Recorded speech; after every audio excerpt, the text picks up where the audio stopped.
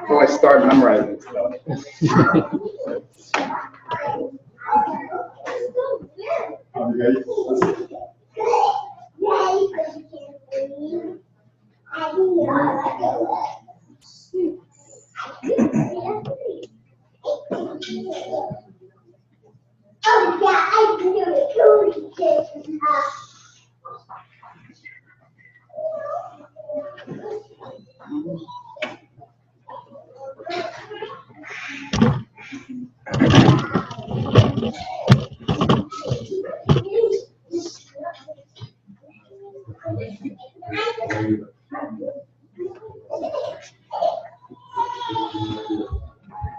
Shabbat shalom, everyone.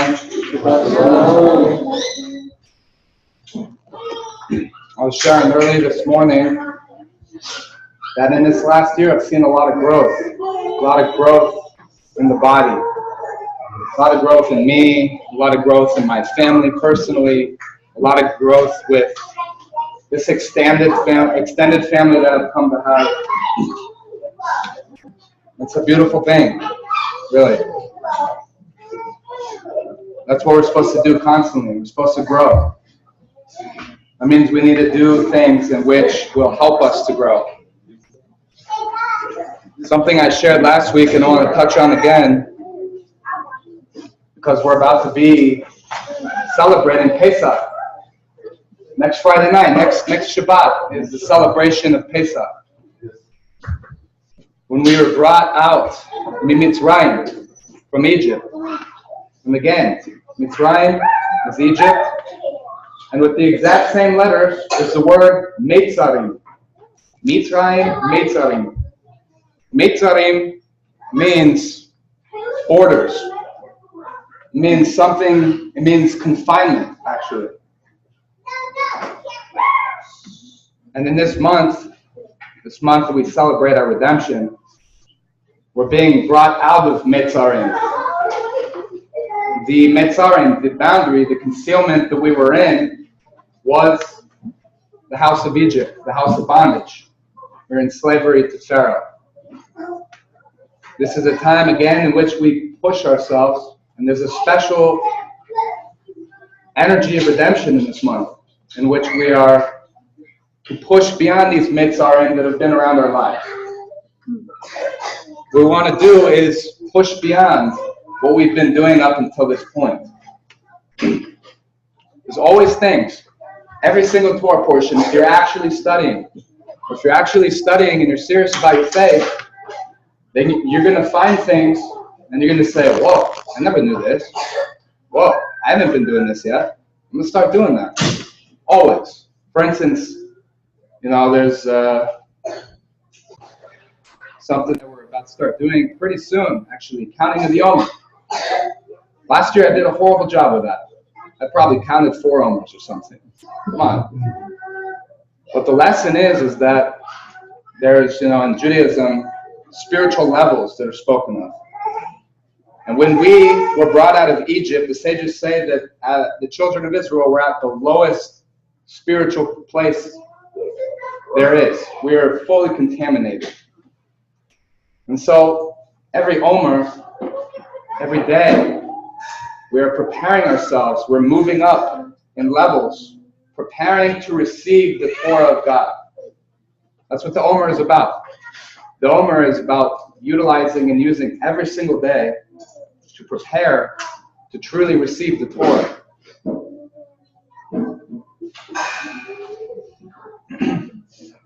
So my prayer is that all of us would start to go beyond the boundaries that have been around us in this year. To push beyond whatever it might mean. And however you've been serving God, serve Him more. Serve Him with more love. Serve Him with more energy. Serve Him with more excitement. Be excited about the mitzvot, about the commandments. When we fulfill a mitzvah, it's out of love. It's not to do a check-off list. It's because we love our Father who is in heaven, who has given us these commandments. So I pray we'll have a new fire. And speaking of fire, we find in this week's Torah portion, it says, Zot Torah ha'olah. Hu ha'olah al mokdeh al mizbeach kol halayla ad haboker ve'esh hamizbeach tukad bo. Which means command Aaron and his son, saying, this is the law of the elevation offering. It is the elevation offering that stays on the flame on the altar all night until the morning. And the fire of the altar should remain a flame on it. That's 1 and 2. Now we have verse 6. And verse 6 says, Eish tamid tukad al mizbeach lo tichbeh. A permanent fire shall remain aflame on the altar. It shall not be extinguished. So we have both a negative and a positive commandment. These are like two commandments in one. One commandment is to light the fire, is to have a fire on the mizbeach. That's a positive commandment. Positive commandments are something we do. Then there's a negative commandment. You shall not extinguish it. Negative commandments are something we don't do. How does this apply to us? The fire being on the altar? Why was the fire always supposed to be on the altar? So that we were constantly ready and able to offer up sacrifices unto God. If there was constantly fire on the altar, it meant that at any time we could be serving God. So in our lives, we need to light a fire. That's a positive commandment. It's something we need to do. We need to kindle a fire.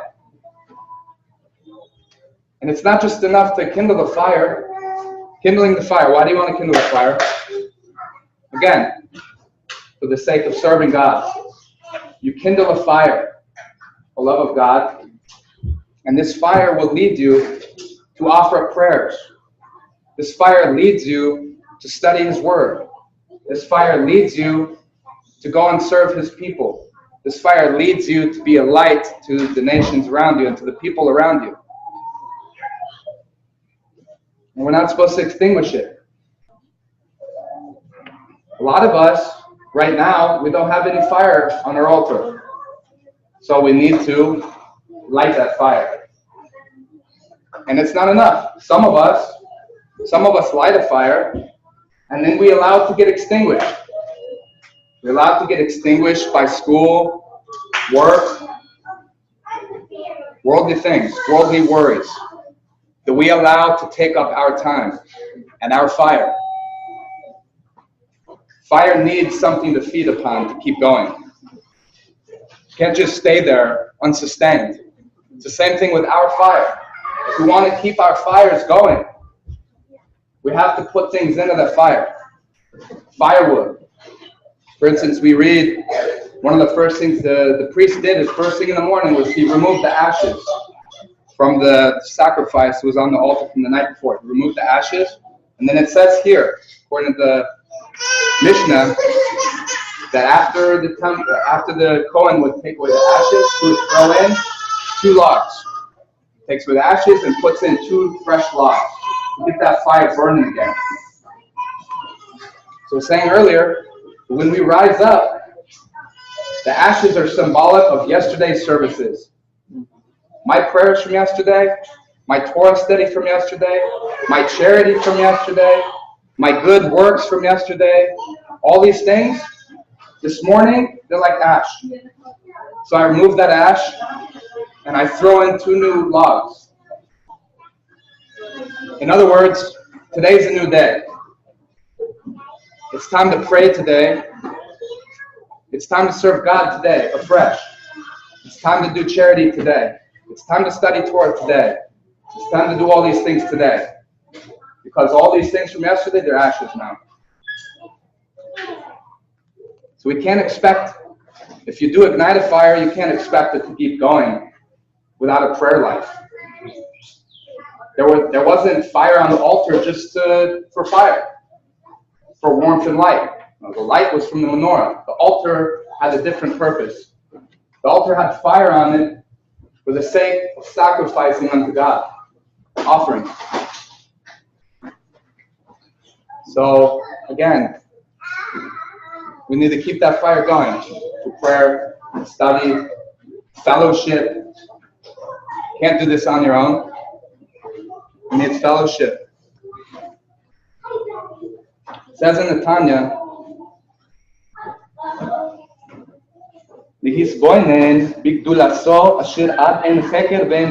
by pondering his unfathomable and endless greatness,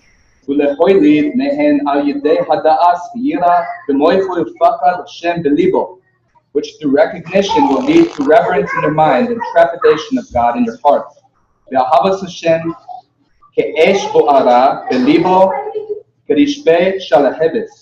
And from the mind to the heart, a love of God like a fire burning in your heart, like a flaming fire. Lios nichsefu began kalsa nafshoy b'chashika b'chatitza, so that your soul will yearn, indeed languish, with fervor and desire, ledavkavoy be'ensof baruchu kechal lev v'nefesh u'me'od, to attach yourself to the blessed infinite light with all your heart, soul, and might. This is that flame that we need. This is actually one of the things in here. Flaming fire, that's from Song of Songs, 8:6. It actually says, literally, it's like a fire. It's a flame of Yah. Or even, it's a fire of the love of Yah. Now, what is this fire? This fire is to have fervor and desire to attach ourselves to God. This is that fire. We need to kindle that. We have to kindle that desire, that yearning to be in fellowship with God. And we have to help others to create the same fire. The same desire, the same fervor to connect to God.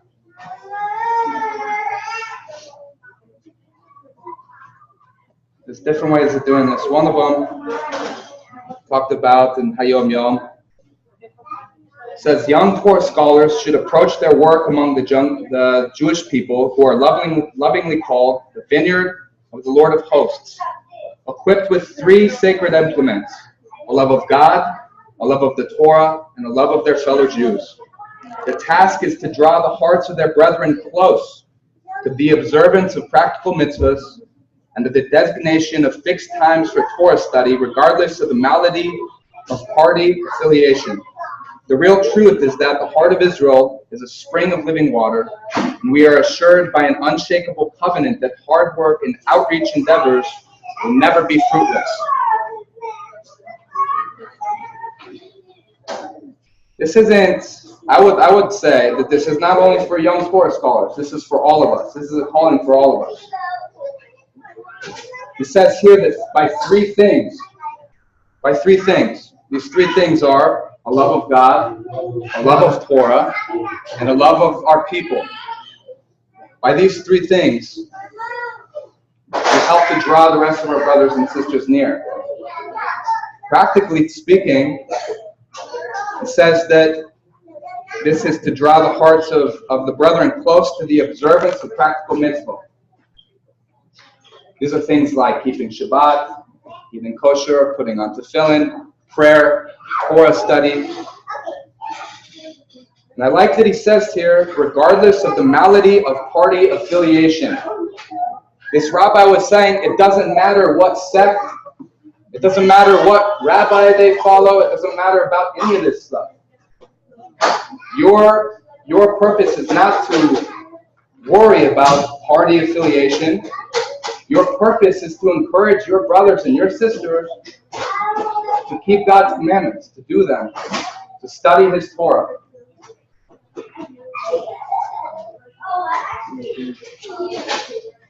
That's a really big thing that we need to work on. True leaders, like reading about the Rebbe, talks about his great ability to, it would say that he wouldn't disagree with people, he would disagree with opinions. In other words, he never allowed it to become a personal thing. When he had a disagreement with someone, he never made it personal. He didn't get upset at the person. He disagreed with their opinion. Beyond that, when there was a disagreement of opinions, he always found a way in which they could agree or similarities on which they could build upon. And there's not enough of that going on in this body today. Everybody's concerned, You're a Hebrew, so you're a Jew, or you're Messianic, or you go to that place, so you go to that place. People are getting so caught up in that. When Paul talks about the body, there's many members of the body. Many. And he says very clearly, the eye shouldn't say to the ear, I don't need you, because you don't see. Or the hand to the foot, I don't need you, because you're not able to pick things up and do whatever. Our God is way more mighty than we understand. He's in control. We're his flock. It actually says in the Proverbs, I believe, it says that if a person speaks ill of a master's servants, it says that master become very upset. It talks about not speaking ill of a master's servants. And how many of us do that? How many people in the body speak ill of the master's servants? Because God is working in a lot more people's lives than you think. Just because they're not doing it exactly like you or exactly like you doesn't mean God's not speaking. For instance, a lady that was here earlier, she said that she just got rid of all of her Christmas stuff yesterday or something. Because she was reading about Josiah and how Josiah got rid of all the nasty stuff that was going on in Israel. And she saw one of the things that were in there, Asherah. She said, God spoke to her through the Spirit or whatever and said, go look up this word Asherah. She had never done it before. She didn't know. So she Googled Asherah. And from there, after all this, out with the Christmas stuff. So there's people in the Christian body who have ears inclined to hear what the Ruach is saying to the congregations. And there's people in the Jewish body that have ears to hear what the Ruach is saying to the congregations. And there's people in the Hebrews and the Messianic. There's way too much pride these days. There's way too much pointing fingers. I'm guilty of it too. But we have to remember that God is way more mighty. And he's working in people's lives beyond our understanding. For instance, when we as the children of Israel were taken out of Egypt, the sages say we are at the lowest level. It means that we didn't deserve to get brought out. We weren't in a place to be hearing from God or receiving from God. So how are we to judge a brother that looks like he's in the lowest place and doubt that God can reach him? God brought us out from the lowest possible place.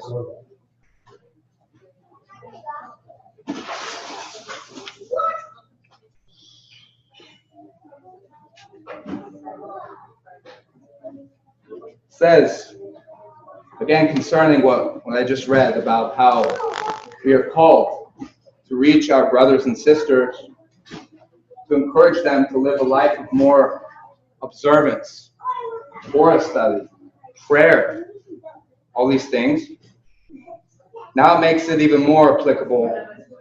It says this: for a businessman, divine service comprises two main components.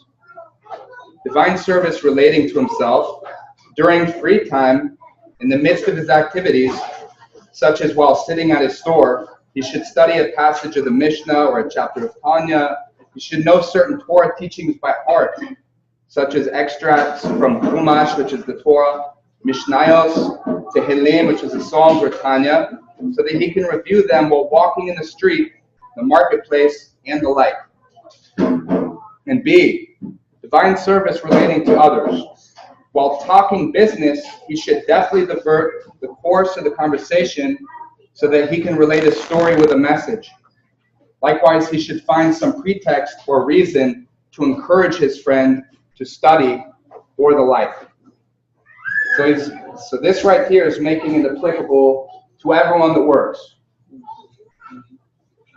It says for a person's self, when they're just sitting there, maybe they have a break, study. Pick up your Bible. Get on your phone and get onto your Bible app. Or study Tanya, or study whatever. As long as you're studying about the ways of God and His Word. And then it even says a person should be memorizing stuff from the Torah, memorizing Psalms, memorizing different things, so that they can say them while they're going from here to there. That means while you're driving to work, and you're memorizing something from the Chumash, and you can say it.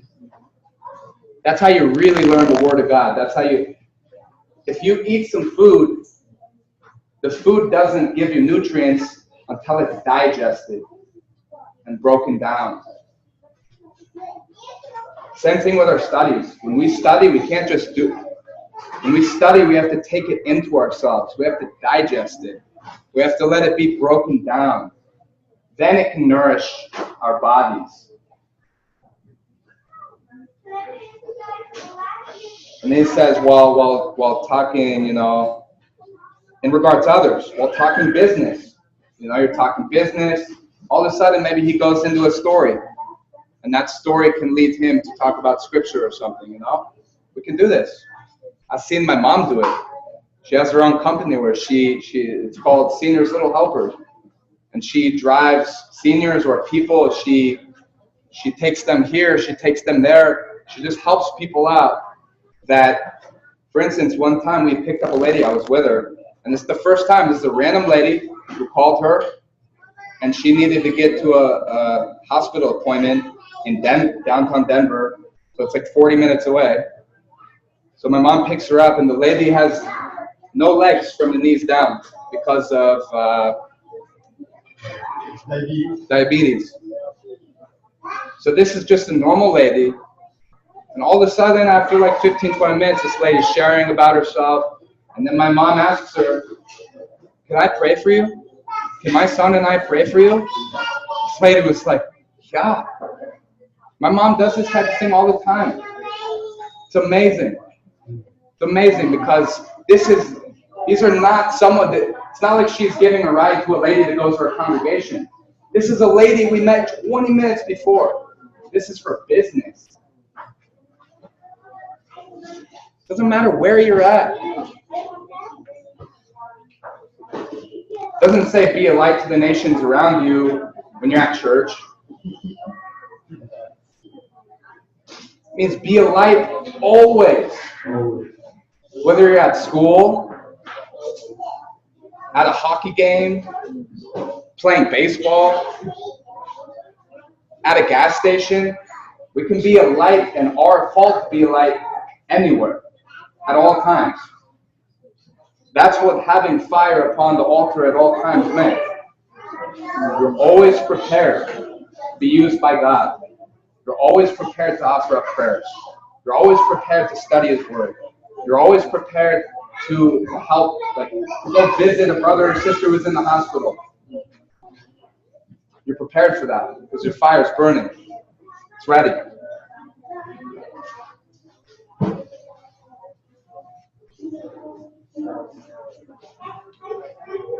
It says in 2 Timothy 4:2,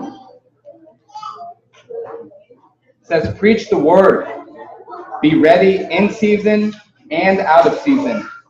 Convince, rebuke, exhort with all long suffering and teaching." How can you be ready in and out of season if your fire is not burning? You can't. So being ready in and out of season means that your fire is always ready. You've always got that fire.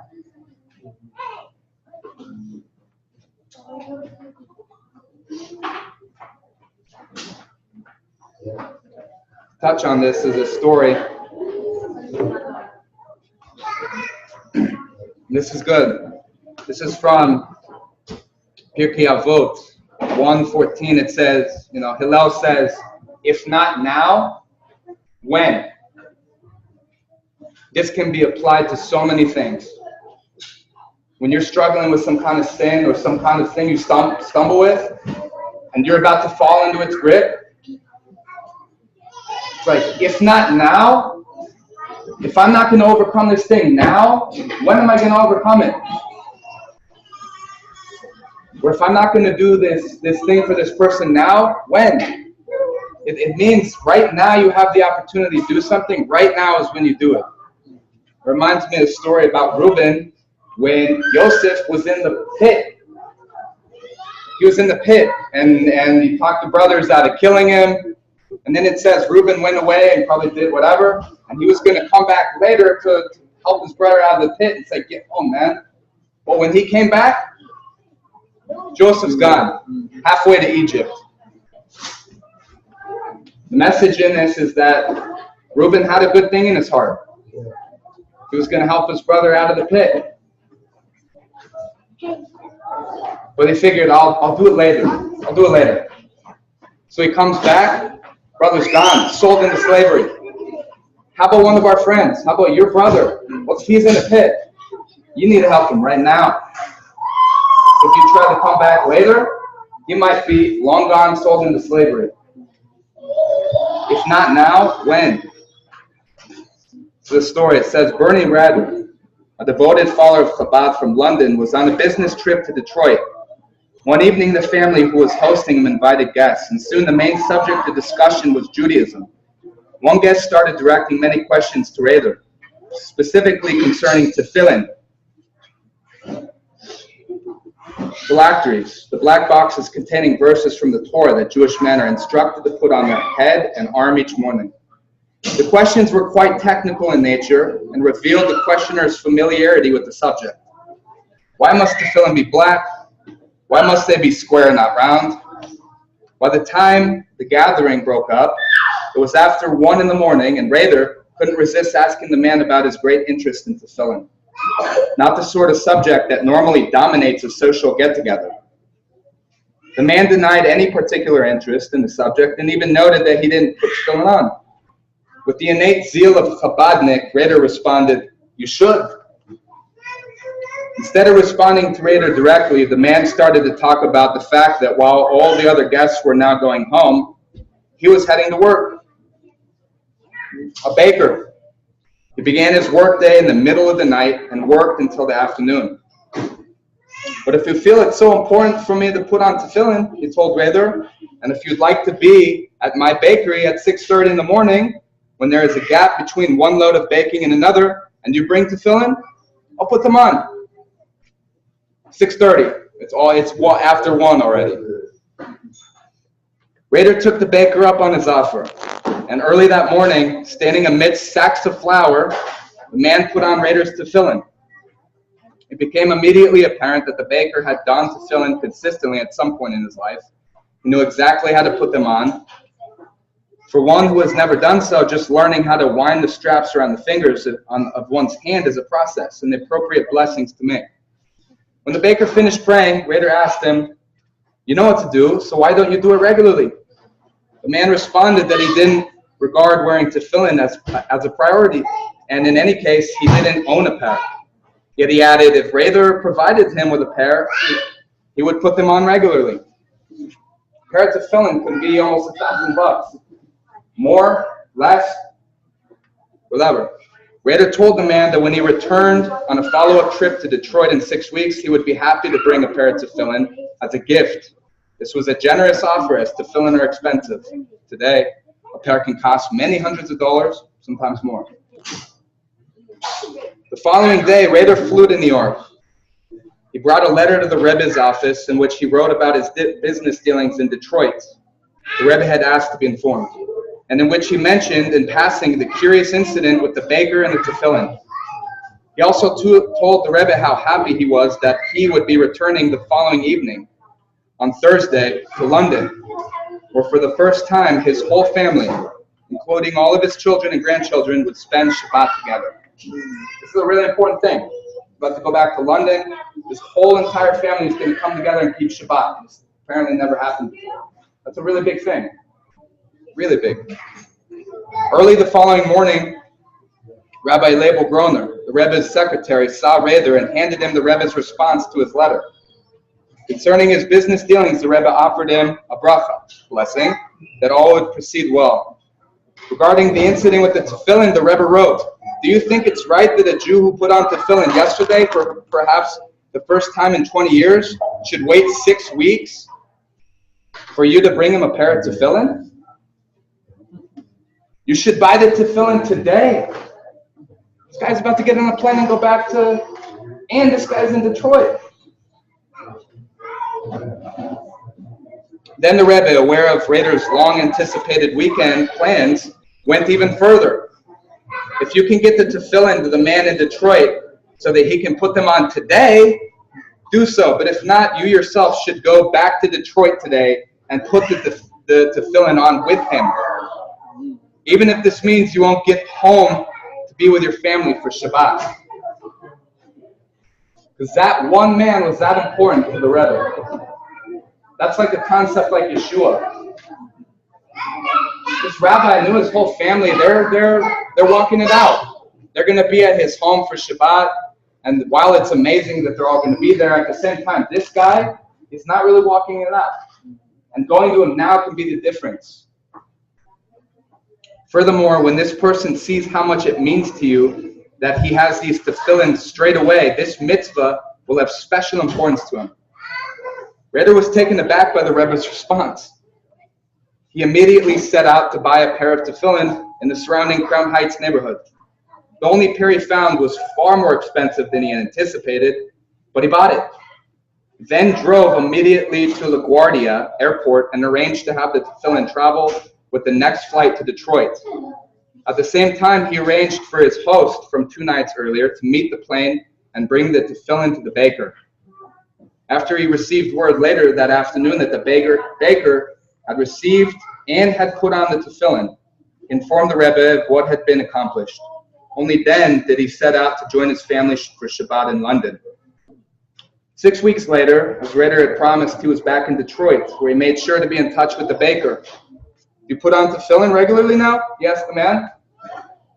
The baker explained, "I don't put them on in the morning because I'm busy in the bakery, but I put them on in the afternoon when I get home because tefillin are supposed to be worn usually during shacharit service, but they're allowed to be worn anytime before dark." One day I was caught in a traffic holdup, and I could see that I wasn't going to get home in time before dark. So I ditched the car, and I went home on foot because it was so important to you that I should put on tefillin. I wasn't going to miss it. This guy literally ditched his car on a highway because he wanted to make it home before sundown so he could put on tefillin.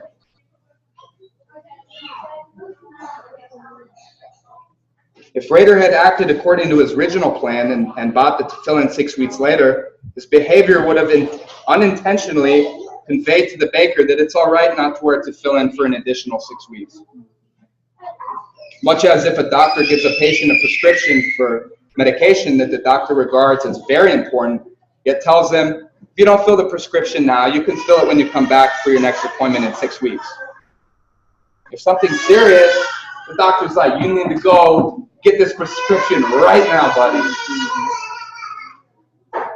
The man might even have decided that it would be okay to wait another year or two before wearing them, or alternatively, that it is all right to put them on sporadically. Maybe today, maybe once again next week, or maybe in 6 weeks. It was Rader's understandable willingness to wait 6 weeks. How many of us would have thought to act any differently? Seriously. He probably felt like already that he was being nice, saying that I'll bring you a pair back in 6 weeks. Most of us would have done that, if we would have even done that. Well, the Rebbe's like, oh, by the way, do it today. Do it today, man. That struck the Rebbe as so counter to Jewish teachings, because it says, mitzvah haba liyadcha. If a mitzvah falls into your hand, seize upon it. That's from the Mechilta Bo. So how can you do it? How can you seize upon a commandment if there's not fire on the altar? It's like thinking you can bring the sacrifice and put it on the altar and it's going to be burned up even though there's no fire. That preparation, it's being prepared. It's taking the opportunity. Just like that fire took that sacrifice. When the mitzvah falls into your hand, do it.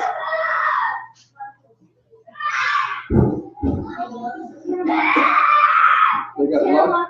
You got love too? What?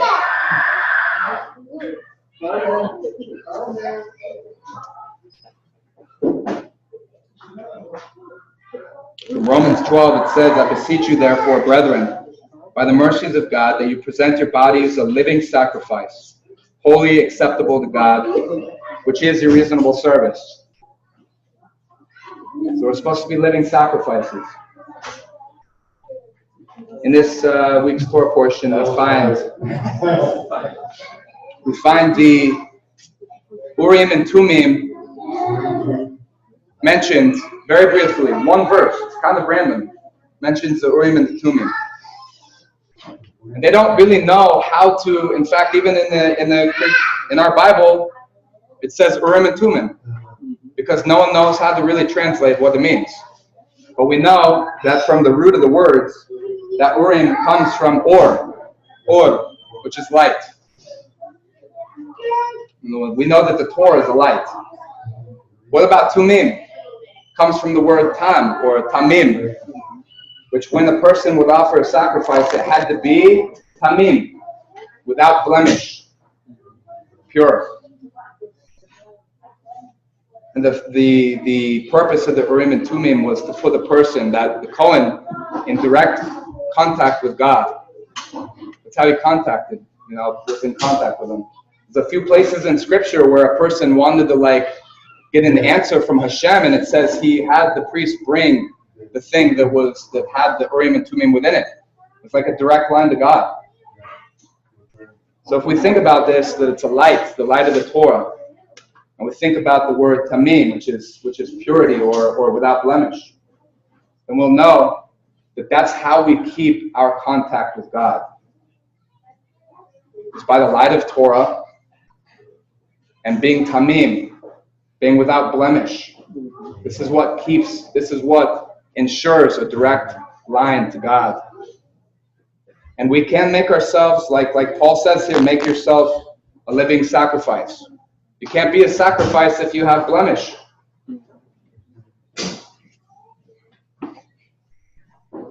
And again, I was sharing about something called Mesiras Nefesh, which means self-sacrifice. And for instance, when I was in Williamsburg last Sukkot in Brooklyn, and I was staying with a brother named David and his wife Rivka, and they live in Bushwick.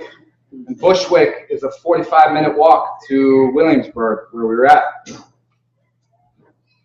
And all of Sukkot was like this. I tell you what, by the end of Sukkot, I was like, dude, bro.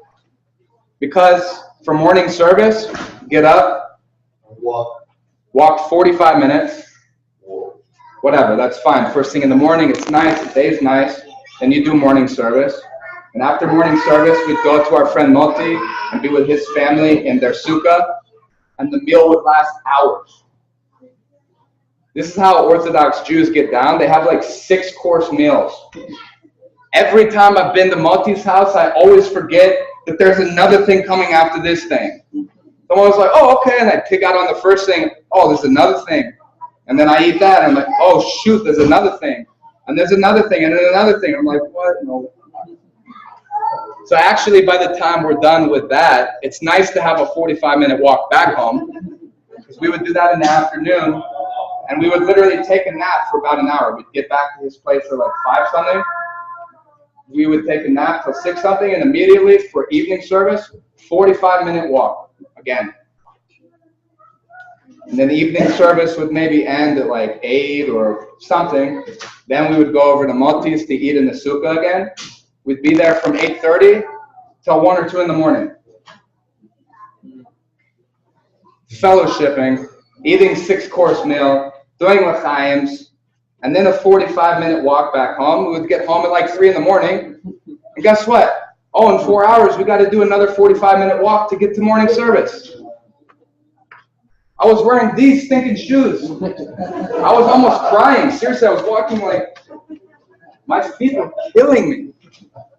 But anyways, the people in their community, they said, we were really, really impressed by your and David's Masiras Nafesh, your sacrifice, that you're willing to walk here, like 40, that's like, how many hours? That's like over 3 hours of walking we did, back and forth. But, they were just saying that they were impressed by that, seeing our Masiras Nafesh, our sacrifice, we were willing to do this, every single day, day in and day out during Sukkot. That's what Mesiras Nefesh is, And like I was sharing earlier, I don't have to be to work till 8, but I wake up at 6. I don't have to. Like last week, I struggled because I wasn't feeling very good, and I was just like, oh my gosh, today I feel like I could sleep in till 1, let alone get up right now. I could just sleep in another hour and a half, roll out of bed, and go to work. But that's not Mesiras Nefesh. So I decided to practice Mesiras Nefesh and said, nah, I'm getting up because I'm doing it for God. I'm not getting up to watch the morning news, check my Facebook. I'm getting up to get right into my studies. And after my studies, then I do shacharit. Put on tefillin and I pray with God and I connect with God. And after all that, then I get my work clothes on and I leave for work.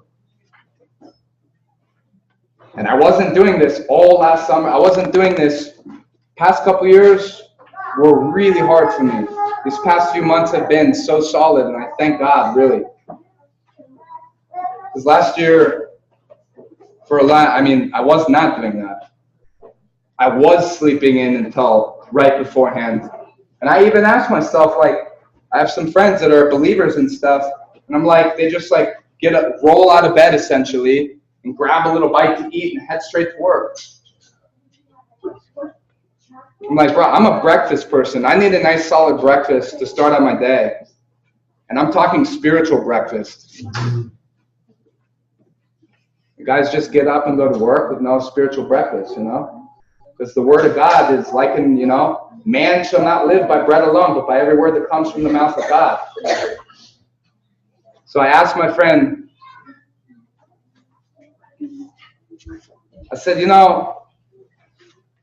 if you would literally fast because I fast sometime during the week, like once a week sometimes, I try to do that. And he's just like, man, you're crazy, dude. You're doing fast here at work and whatnot. I'm like, yeah, what the crazier thing is how often people fast from the spiritual bread of life. That's crazier. So I was like, imagine you wouldn't eat literal food unless you had eaten the bread of life. In other words, studied your word that day.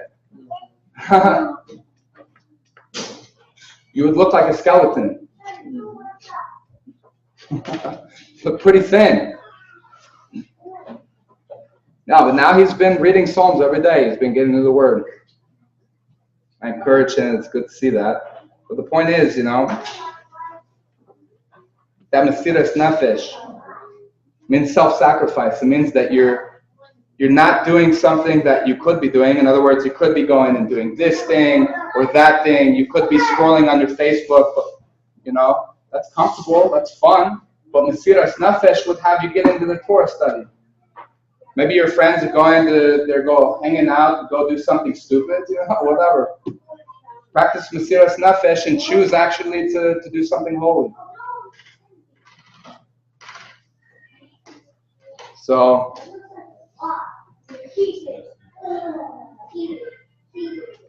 yeah, I just pray that God would bless us to kindle that fire and to keep it burning. Because kindling a fire is one thing, but keeping it burning is another.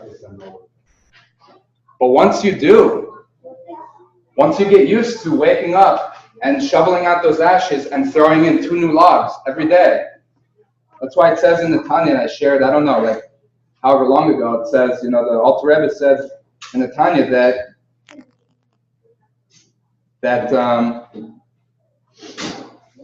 habit reigns supreme in a person's life.